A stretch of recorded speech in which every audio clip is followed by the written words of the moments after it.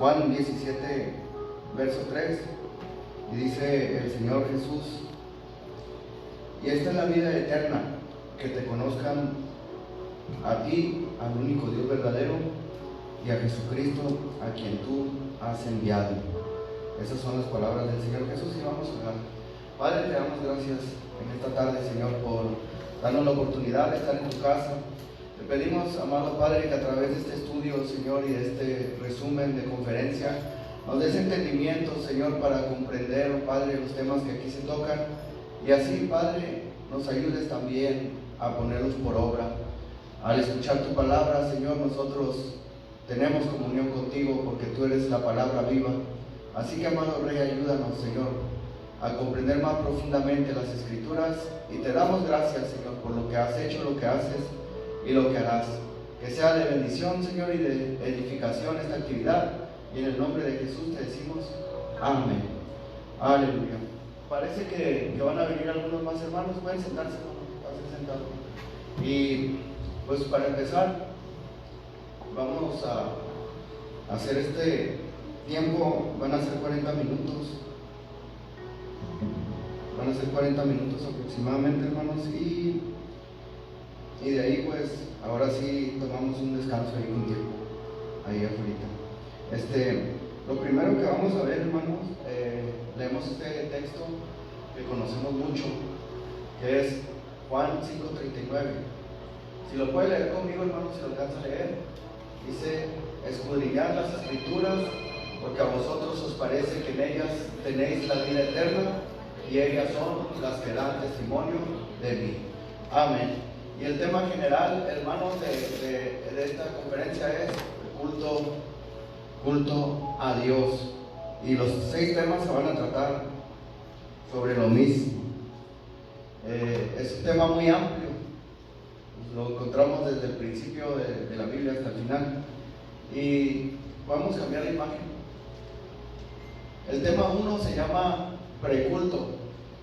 Lo podemos mencionar de una manera más grande, que sería antes de que se estableciera el culto, porque a veces pues no sabemos, a veces no sabemos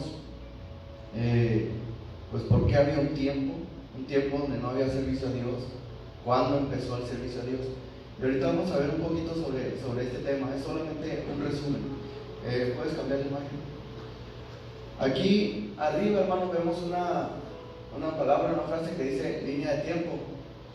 Y ya lo habíamos hablado, algunos de ustedes aquí estuvieron cuando hablamos de este tema. Fue la creación del hombre, Adán y Eva, en el huerto del Edén. Y pasan 4 etapas de la humanidad, 4 etapas que se llaman dispensaciones. La primera es la de la inocencia, la segunda es la de la conciencia, la tercera del gobierno humano y la cuarta de la promesa. En total son 7. De ahí para adelante sigue la ley, la gracia y el milenio. Pero son las dispensaciones más grandes que hay, pero por lo pronto vamos a mirar solamente hasta ahí nos vamos a quedar. Ahí están unos textos bíblicos para respaldar, y lo que define a esta etapa, puedes cambiar la imagen. Lo que define a la primera etapa, bueno, la primera etapa se llama la inocencia. Si ven ustedes ahí unas banderitas rojas, quiere decir que ya las cruzamos. Ya se cumplieron hasta donde llevamos el estudio y lo que vamos a tocar. Ahorita nosotros, a este tiempo actual, ya se cruzó la quinta, y ahorita estamos viviendo en la 6ª dispensación, que es la gracia. Lo único que nos falta para llegar a la meta es esta dispensación, el milenio. Pero pues nosotros, primeramente Dios, no vamos a participar de esta. Vamos a llegar hasta ahí. La primera dispensación se define porque se desconocía el pecado. Adán y Eva eran prácticamente, no conocían lo que era el bien y el mal, hasta que agarraron del árbol de la sabiduría. Y esa dispensación empieza en el huerto del Edén y termina ahí mismo, en el huerto del Edén. También la segunda es la de la conciencia. Esta está definida por el conocimiento del pecado. Es cuando Adán y Eva comen del huerto del Edén, son desechados del huerto, comen del árbol de la sabiduría, del fruto de la sabiduría del bien y del mal en el huerto del Edén y son desechados del huerto. Y esta dispensación ahí comenzó. Ellos estuvieron conscientes de pecado en el huerto del Edén. Y termina indefinidamente. ¿Por qué decimos indefinidamente? Porque ahora tenemos conciencia de lo bueno y lo malo. Y no estamos bien seguros, pero si en el reino de los cielos vamos a tener conocimiento y se van a acabar las profecías y toda ciencia se acabará y nuestro entendimiento va a ser más pleno, o sea, vamos a entender más ampliamente las cosas. Lo más seguro es que ya no se termine el conocimiento, nuestra conciencia de lo bueno y lo malo, lo más seguro es que ya no se termine. La tercera dispensación, la tercera dispensación habla del gobierno humano y está definida por la alianza, la total alianza de la humanidad. Ellos a una se reunieron y ellos pues querían llegar al cielo a través de una torre. Es muy famoso ese pasaje. Y esa dispensación empezó en la unidad del lenguaje, cuando se multiplicaron las personas y un día se pusieron de acuerdo y dijeron: vamos a hacer una torre y edificamos una torre tan alta que llegue hasta el cielo. Y esa dispensación terminó con la confusión de lenguas. Dios miró lo que estaban haciendo y Dios confundió sus lenguas para que se dividieran. Los separó prácticamente el Señor. Y nosotros pues ahí podemos ver otras cosas, pero ahorita vamos a seguir adelante. La cuarta es la dispensación de la promesa. Entra un tiempo donde Dios, aquí me faltó ponerle una S ahí. Entra un tiempo donde Dios habla con su siervo Abraham y le da una promesa de salvación, una promesa de que su linaje se iba a multiplicar, y también hace un pacto con Abraham. Eso lo podemos ver en las escrituras, en el libro de Génesis. El Señor hace un pacto con Abraham de que multiplicaría su descendencia así como son las estrellas, y hace un pacto con él, y Abraham hace un sacrificio ahí y le da esa promesa. Esta dispensación empieza ahí con Abraham, en la promesa, y también es una dispensación que termina indefinidamente en cierto sentido. ¿Por qué? ¿Por qué decimos en cierto sentido? Porque nosotros somos considerados como hijos de Abraham por fe, no por linaje. Por linaje, los hijos de Abraham, pues conocemos a Isaac y conocemos a Jacob, del cual salió Judá, y de ahí viene pues todo el linaje, todas las tribus de Israel. Y al final de cuentas se unificaron las tribus. Algunas tribus ya se perdieron ahí en la tribu de Judá porque predominó Judá. Y ahorita, en la actualidad, pues solamente se conoce como el pueblo judío, aunque algunos judíos siguen todavía su linaje, pero a todos parejos se les conoce como el pueblo judío. Y esta dispensación también termina indefinidamente. La razón es que el Señor va a seguir multiplicando la descendencia de Abraham, y probablemente termine pues hasta el milenio, porque siguen siendo todos los que son hijos de la fe, forman parte de esta palabra, de la promesa de Dios. Vamos a ver más adelante, aquí hay unos textos, hermanos, que dice qué partes del culto había antes de que fuera establecido el culto. Ahí hay unas palabras en hebreo, pero vamos a leer sencillamente, sin leer los textos, porque es mucho. Había manifestación de Dios, eso lo vemos desde el huerto del Edén. Palabra de Dios, lo vemos desde el huerto del Edén. Había ofrendas a Dios, había diezmos a Dios, había adoración a Dios, oración a Dios, altares para Dios, servicio a Dios, y había temor de Dios. ¿Qué pasa más adelante? El Señor integra todo eso. ¿Por qué Dios establece el culto? La primera razón la vemos en Éxodo 4:23. El Señor manda a Moisés y le dice a Faraón: deja ir a mi pueblo para que me sirva en el desierto. Si se fijan, aquí está cronológico, que quiere decir que está antes esto, luego esto y luego esto.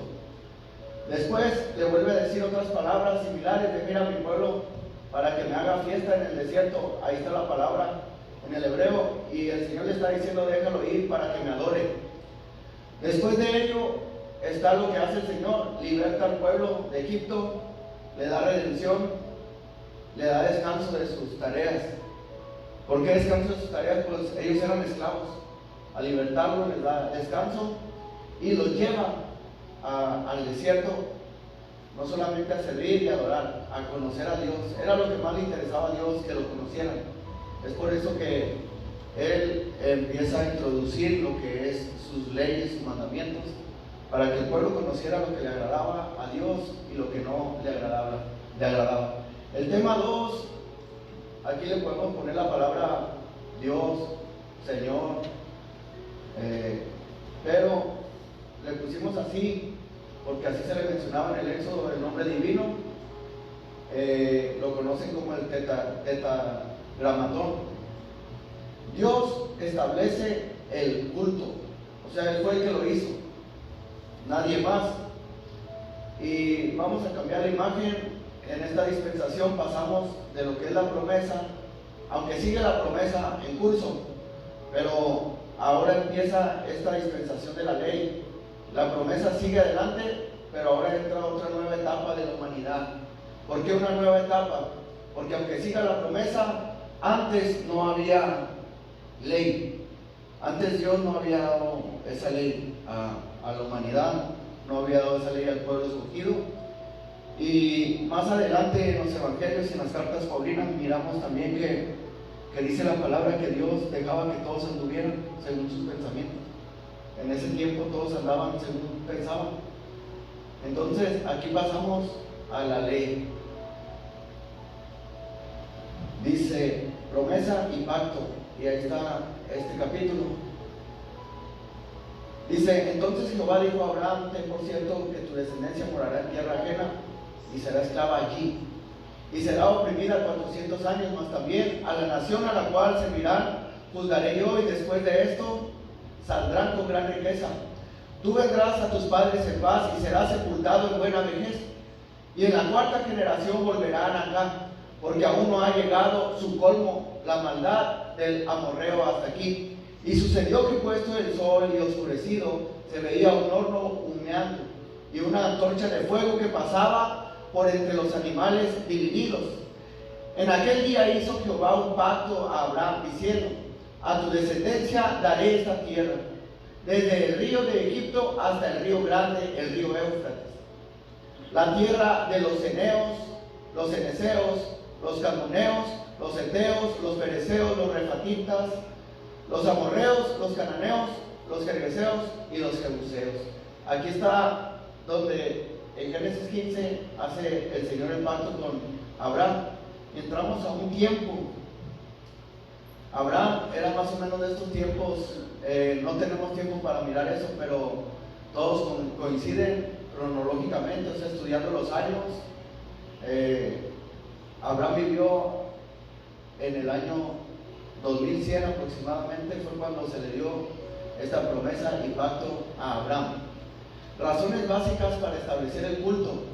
Tenemos estas tres que están aquí y están también en la Escritura, tanto en el Viejo Testamento, en el Éxodo, como en Juan, en Pedro y en Deuteronomio.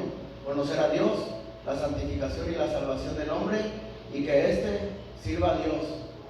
Siendo salvo y siendo santificado, que éste sirva a Dios. También aquí tenemos una línea de tiempo. Es un pequeño bosquejo. En esta línea de tiempo vemos que desde que se le hizo la promesa a Abraham, desde esa vez que se le hizo la promesa hasta el tiempo de José, cuando fueron ellos librados, ya iban en camino a Egipto. Desde este tiempo a este tiempo pasan aproximadamente 600 años, pero hay un transcurso de la vida de Moisés, que no es la vida de Abraham. Moisés estaría más o menos aquí en la línea de tiempo.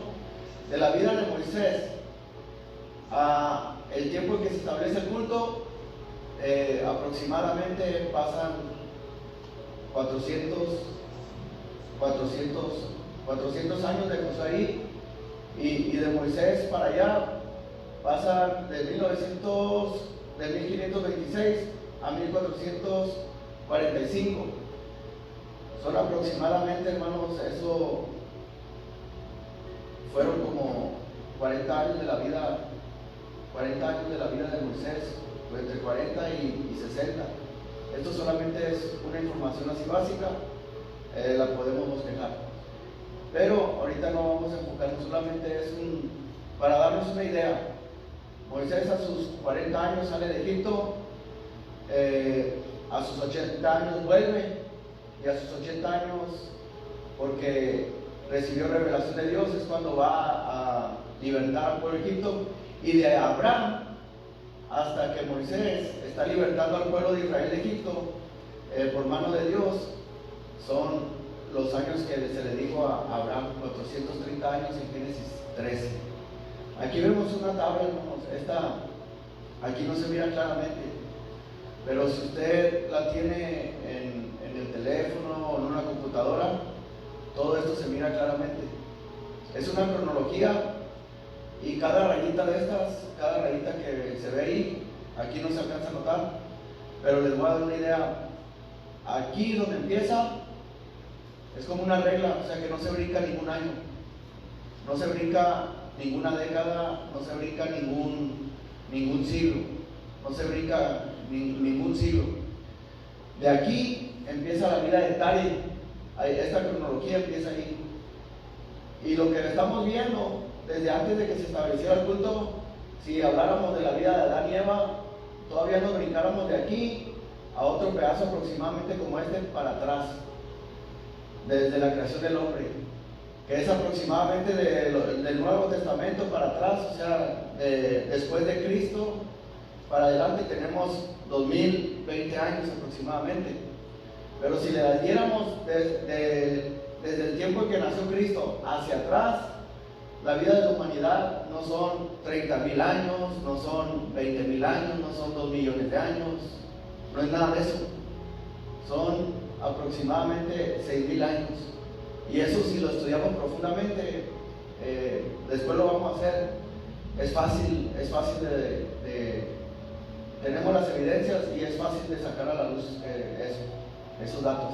Ahora, lo que queremos decir es que aquí nació el padre de Abraham, y desde que nació el padre de Abraham hasta el establecimiento del culto, que fue aquí, en la cronología, fíjense el pedacito que es nomás. El doble de esto fue lo que la humanidad vivió sin servicio, sin cultos. Había personas que se congregaban, hablaban del Señor. ¿Dónde tenemos prueba de eso? En la Biblia de Job. Job era un patriarca, y dice la palabra del Señor en el libro de Job, que cuando él hablaba, el pueblo oía. ¿Y Job qué hablaba? Hablaba lo que había oído de la palabra de Dios. Aunque no había escrituras, aunque no había Biblias, se pasaban de forma audible los testimonios. Y algunas cosas que quedaban ahí con hechos, que en ese tiempo habían ciudades que hoy no conocemos ya. Ahora vamos a cambiar la imagen.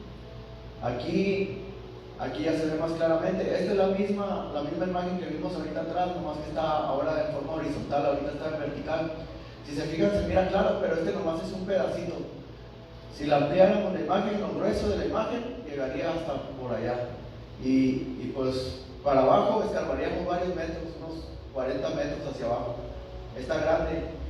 Desde el año 2150 a.C., 2100, 2050 a.C., recordemos que de antes de Cristo hacia cuando nace Cristo van de bajada los años, no van en aumento. Van de bajada porque se acercan al nacimiento de Cristo, que se le puede llamar el año cero.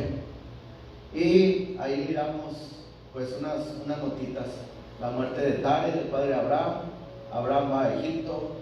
Y este estudio está muy bien. Toda esta información la tenemos ahí, ustedes la van a poder tener un día que estén estudiando, no se preocupen saber sobre esto. Esta tabla yo la he estudiado mucho y está muy bien fundamentada. Vemos que en el monte Sinaí Dios le da la ley al pueblo de Israel en Éxodo capítulo 20. Luego vemos que el Señor declara que Israel será un pueblo especial delante de todas las gentes. Esto lo vemos ahí en Éxodo 19. En Éxodo 25 vemos que Dios le revela a Moisés, o le manda, ya le está mandando, porque ya le había revelado arriba del monte, cuando Moisés subió al monte Sinaí, o también se le llama monte Horeb. El Señor ya le había revelado a Moisés cómo iba a ser el tabernáculo. Y cuando le está revelando aquí en Éxodo 25, a partir del verso 9, Él le dice que hará todo conforme al modelo que se le mostró en el monte, o sea, conforme a lo que le dijo el Señor. Y pues así lo hacen el tabernáculo. Y en Éxodo 40 es la primera vez, ahí en Éxodo 40 es la primera vez que se levanta el tabernáculo. Es la primera vez en la historia de la humanidad que hay, se puede decir, una iglesia, un templo, se podría decir de esa manera, se le llama tabernáculo. Aquí vemos que aquí están los textos también acá, pero estos eran los meses del pueblo de Israel. Nisan empieza en abril, de abril en mayo está Nisan, Iyar, Sibab, y así son los nombres de los meses. Si ustedes se fijan bien, son 13 meses, no son 12. ¿Por qué no son 12? Se acaba, este es el 12º mes del calendario judío. Hay un mes que se agrega y se llama Benadar, y ese mes se agrega cada 7 años. Y en este mes es cuando la palabra de Dios dice que les da un mandamiento al Señor de que deben de redimir la tierra, dejar de trabajar ese año la tierra. Les da otro mandamiento el Señor y les dice que en ese año dejarán libres a los esclavos. Cualquiera que fuera esclavo de un judío lo tendrían que dejar ir libre, no lo podían retener. Si el judío se quería quedar, pues se podía quedar, pero ellos le tenían que dar su libertad. Nehemías reprendió al pueblo judío porque en sus tiempos tenían esclavos y no los habían dejado ir, a pesar de la afrenta y la tribulación que estaban pasando. Los judíos ricos estaban apoderados de esclavos judíos. Entonces, ¿esto para qué es? Para ilustrarnos y saber, podemos saber casi exactamente el día. No podemos saber el día exacto en que se levantó el tabernáculo, pero casi exactamente los días. Se levantó en el mes de Nisan, que viene siendo en abril, entre marzo y abril, y se celebró la Pascua, los panes sin levadura y la ofrenda de las primicias. Eso era lo que se celebraba en ese mes. Ahora cambiamos la imagen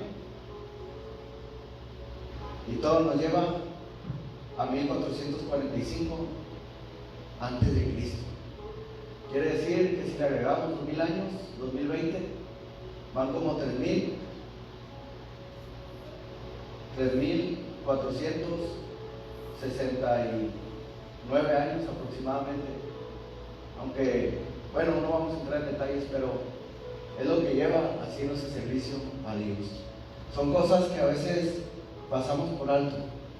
Y todo esto, entenderlo, nos ayuda a comprender por qué, cómo empezó todo. Y el día que alguien nos pregunte, bueno, los servicios no los estableció el hombre, tampoco el que se propagara la palabra de Dios, que eso era lo que tenía por tarea el pueblo de Israel como especial tesoro.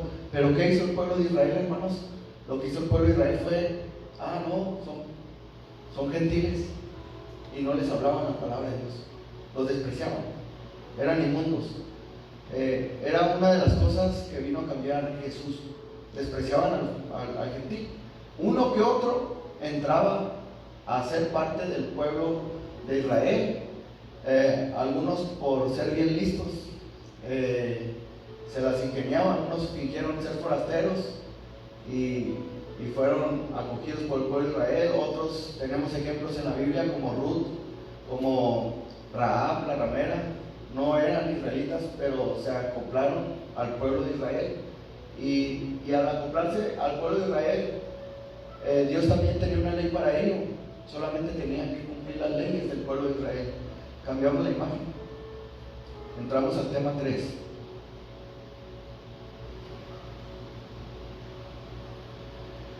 Ahora, el hombre salió del huerto del Edén, comió de la fruta del árbol de la sabiduría,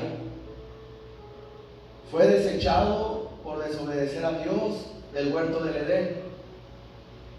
Vino el tiempo en que por la maldad del hombre el Señor erradicó la vida de la humanidad. Solamente fueron salvos 8 personas, la familia de Noé. Llegó el momento en que se seguía multiplicando la maldad y ahí están haciendo la torre de Babel. Llegó el tiempo en que Abraham recibió palabra de Dios y esa promesa de que su descendencia iba a ser como la estrella de los cielos. Y llegamos hasta aquí, hasta donde se levanta el tabernáculo por mandamiento de Dios, y lo levantó como iba dirigiendo Moisés, y lo levantó el pueblo de Israel. ¿Qué quiere Dios? O sea, nos hacemos una pregunta. Había pasado todo ese tiempo y ahora se establece la iglesia. ¿Qué quiere Dios? Y este tema hablamos del propósito del culto. ¿Cuál es el propósito por el cual después de tanto tiempo Dios levanta el servicio o el culto? Dios establece una iglesia. Para empezar, podemos nosotros decir, bueno, pues el propósito es conocer a Dios, o es la comunión con Dios, adorar a Dios, agradecerle a Dios, servir a Dios, ser salvos por Dios. Y todos estos tienen respaldo bíblico, pero hay algo aún mayor, y aquí lo vemos. Dice la palabra, la muestra del amor de Dios. Y vamos a mirar un texto base que es este, Romanos 3, 24 y 26. Dice de esta manera: siendo justificados gratuitamente por su gracia, mediante la redención que es en Cristo Jesús, a quien Dios puso como propiciación por medio de la fe en su sangre, para manifestar su justicia, a causa de haber pasado por alto en su paciencia los pecados pasados, con la mira de manifestar en este tiempo su justicia, a fin de que Él sea el justo y el que justifica al que es de la fe de Jesús. Primeramente vemos que es un regalo. Vemos que viene por regalo y es gratis. No nos lo cobra el Señor, nos lo está dando. ¿Qué quiere decir? Que Él está manifestando en los tiempos, en medio de los tiempos, su justicia.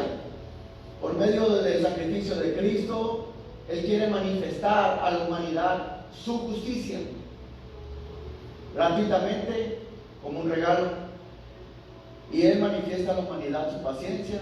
Vuelve a decir aquí su justicia. Si nos damos cuenta, esta palabra es clave aquí, justicia. Porque ¿cuál es el fundamento? Aquí menciona justicia, justicia y justicia. ¿Cuál es el fundamento de la justicia de Dios? El fundamento de la justicia de Dios es su amor. Es el don más grande que hay en las Escrituras, y Dios dice la palabra que Él es amor. Cuando cambiamos esta imagen, entonces nos damos cuenta que todo esto, el servir a Dios, la comunión con Dios, el adorar a Dios, el agradecer a Dios, el servir a Dios, el ser salvados por Dios, todo esto viene por la muestra del amor de Dios para la humanidad, gratuitamente, Él no cobra.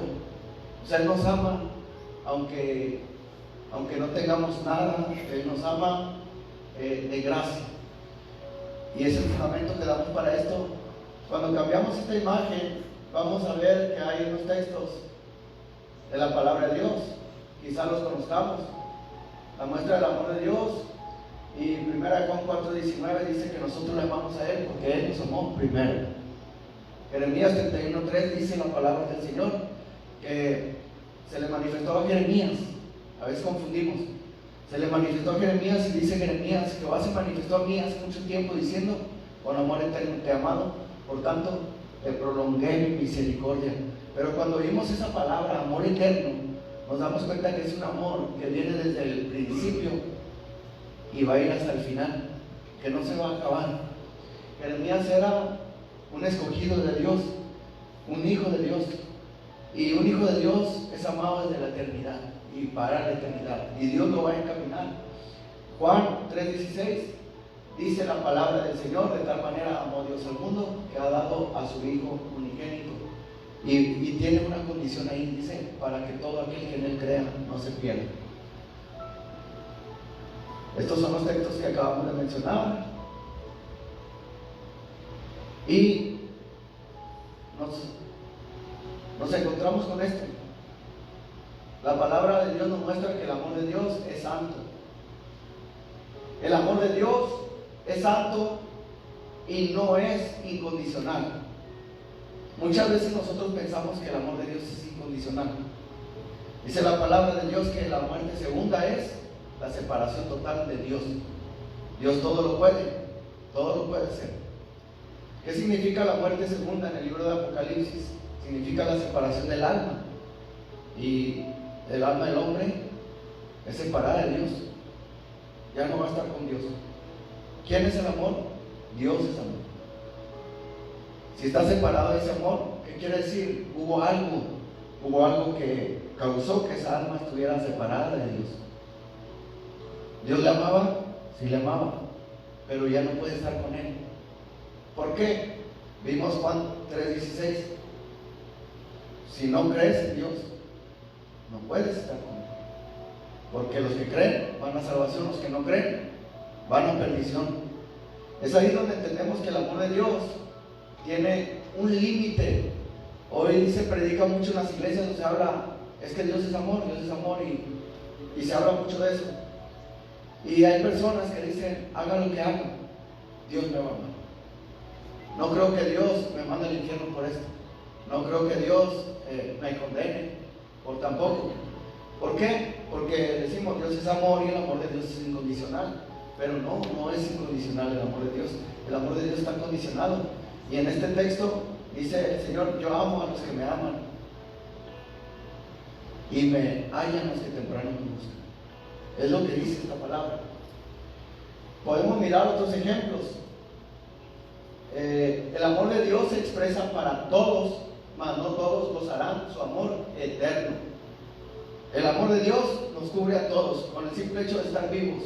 Aunque nunca lleguemos a creer en Él, aunque nunca le sirvamos, aunque nunca vengamos a la iglesia, aunque nunca hagamos de este tipo de cosas, Dios nos va a amar. Pero no para la eternidad. Él se va a doler. Pero vamos a hacer una pregunta sencilla. ¿Quiénes son los que no van a la eternidad? ¿Los hijos de Dios? No. Los que van a condenación no son los hijos de Dios. El que al final es hijo de Dios no va a condenación. Dios no va a perder a sus hijos. ¿Quiénes son los que van a condenación? Son los hijos del diablo o un alma que nunca recibió a Cristo, que no tiene nada que ver con Cristo. Aquí es donde nosotros miramos Mateo 25 del 1 al 12, donde habla de las 10 vírgenes. ¿Qué tienen que ver las 10 vírgenes con este tema? Tienen mucho que ver. ¿Por qué? Porque vemos que 5 de ellas estaban al pendiente de su relación con Dios. ¿Quién era el Señor? Era el novio que venía. Y ellas estaban cuidando todos los detalles por entrar a las bodas. Pero las otras 5 no estaban cuidando ningún detalle, estaban descuidadas. Bueno, que vengan. Cuando viene el Señor, más que por su descuido, ellas se van a buscar aceite y ya no entraron. Volvieron y ahí estaba el Señor cruzando la puerta, pero no les abrió. Aunque les tocaron, el Señor no les abrió. ¿Qué dijo? Apártense, no las conozco. ¿Qué quiere decir? ¿Qué nos dice ese capítulo a nosotros? Nos dice que, bueno, si el amor de Dios fuera incondicional, hubiera abierto la puerta. Pásenle todas. ¿Está bien? ¿No traes lámpara no traes aceite en tu lámpara? No, pues no tengo. Pásale de todos modos. Pero no fue así. Dios no dejó entrar a su boda a quien no le ama. Entonces, el verso que leímos antes de Proverbios 8:17 dice: yo amo a los que me aman.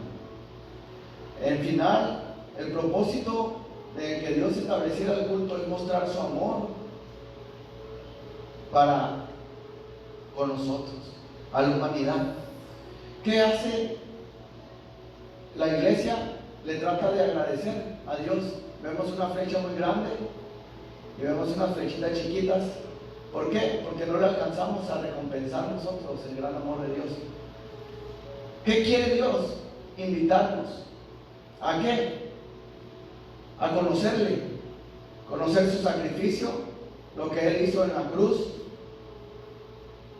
Que todos vean, que todos le conozcan, que todos sepan que Él nos ama, que no quiere que nos perdamos y que ha dado su vida para ello, que ha resucitado para mostrarnos que su palabra es veraz, lo ha hecho posible y para derramar sobre nosotros el Espíritu Santo. Y todo esto fue posible a través de su nacimiento.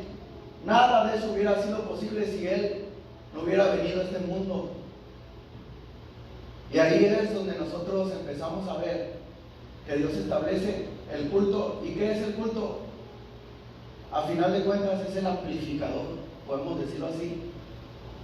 Desde ahí se amplifica la voz de Dios y se propaga la palabra de Dios al mundo. Eso es la función de los servicios y de los cultos. Mostrar, no solamente aquí, a lo que está afuera, el amor de Dios. Y aquí concluimos con estos 3 temas. Vamos a tomarnos 10 minutos, hermanos, y ahí atrás hay café. Y ahorita continuamos con los otros 3 temas.